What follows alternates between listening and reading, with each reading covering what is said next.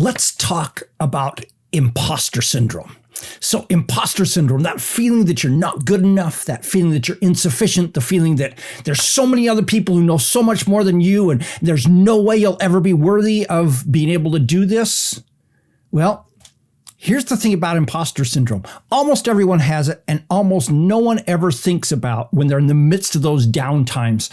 The key fact about imposter syndrome that's vital for everyone to understand if you want to succeed in this. Basically, what you're feeling when you've got imposter syndrome is that you are comparing where you are on the path to someone who's way ahead of you on that path. Now, that's totally understandable that, of course, when you do that comparison, you're always going to feel less than them. But here's the thing. Everyone is at different points on the path, including the people that you're trying to sell to. Now, here, let me just give you a quick example. When I was in high school, I played a lot of basketball.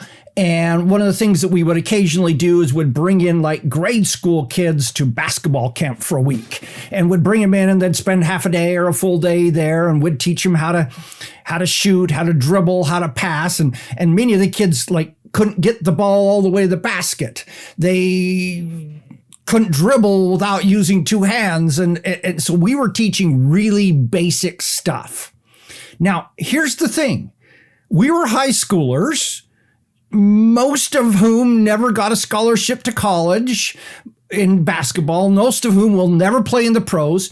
Now, it would have been really nice if Shaq or Kobe or Michael would have walked into the room. The kids would have all gone, but you know what?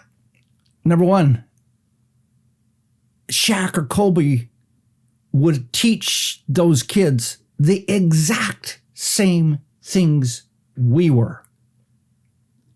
Those kids weren't ready to learn how to do a leap at the foul line, do a 360 in the air, and do the dunk behind your back. They weren't ready for that. They needed to learn the basics. This is where the key factor of imposter syndrome comes into place. Everybody is at some point along there, and the key question is, what level of help does my audience need? Do they need a Shaq or a Kobe help? Or can they, or what they really need is a high school basketball player who can teach them how to dribbles level of help? Right there is the important thing. And then what you do is, instead of comparing yourself to Shaq and Kobe, what you do is you say, do I have what is needed to give them that help? Can I dribble? Can I get the ball all the way to the basket?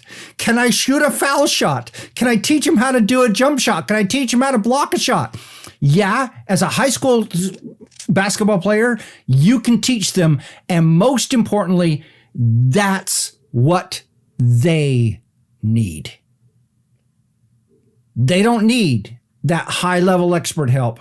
They need what you can give them. And realize, if Shaq was in the room, he wouldn't be patient enough to spend 3 days helping somebody be able to dribble without double dribbling, without dribbling with both hands at some point during there. That's your job. So now, I also recognize that as you do that, you say, but I'm not perfect. I don't know everything. Well, here's the thing that happens when you think that. Recognize that you should be saying something like this. Hey, I'm also constantly improving along my path.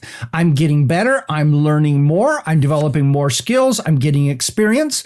And when my audience gets to the point that they need more from me, there's a very good chance that I'm going to be at a higher point at that point, so that I'll be able to give them more. And more importantly, if I'm not, hey, I'll happily refer to them to somebody who has what they need at that point. So in other words, you don't have to be right now at the point to be able to handle somebody who is at the college scholarship playing at North Carolina needs. Because when they get to that point, well, first off, you will have progressed a bit and be able to handle some of their things. But when you get to that point, then you're going to refer them to somebody who can help them at that point.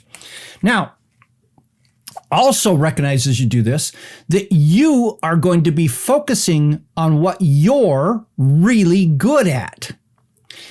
If they have need for something that is currently one of your weaknesses, you're going to handle it in one of two ways.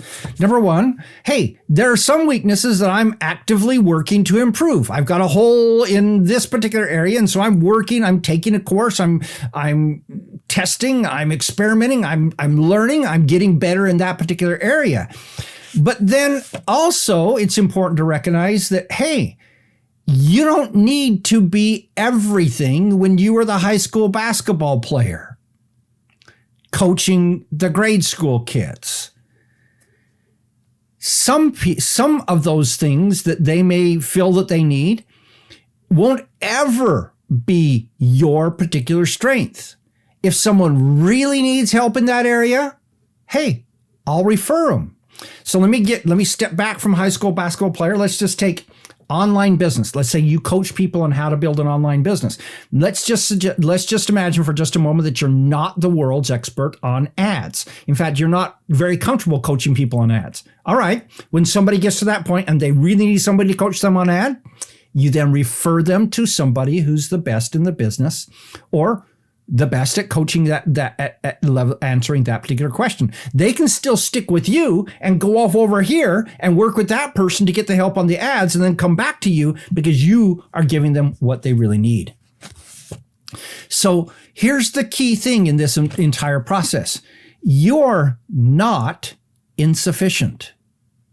You're not, I'm not good enough. I don't know enough. You are perfect for certain people with certain needs. And one of the beautiful, wonderful things about the world of expertise and teaching and helping people is that the vast majority of people in every single category are beginners. They really need somebody who is not necessarily a Shaq or a Kobe. They need somebody at the high school level who can teach them how to get beyond the beginner level. And since that's where the vast majority of the audience is, what ends up happening is this turns into a huge opportunity to serve people, because most of the people need that. And very frankly, they don't need the world's top expert. The world's top expert probably won't work for them, won't work with them. The world's top expert probably is unaffordable by them. The world's top expert won't be patient enough to help them do the basics that they really need. And so you are literally the best person right now, right where you are right now. You're not an imposter. You're exactly what they need. That help? I invite you to think through this. And next time you're having one of those I'm not good enough moments, go back and think about the things I just taught to you about. They really need somebody who's exactly where you are. And when they need more than you, you'll be there. If they need more than that, you'll refer. That's the cool thing about doing what we do. What's your thoughts? Let me know in the chat. This is Don Crowther saying, just go do this stuff.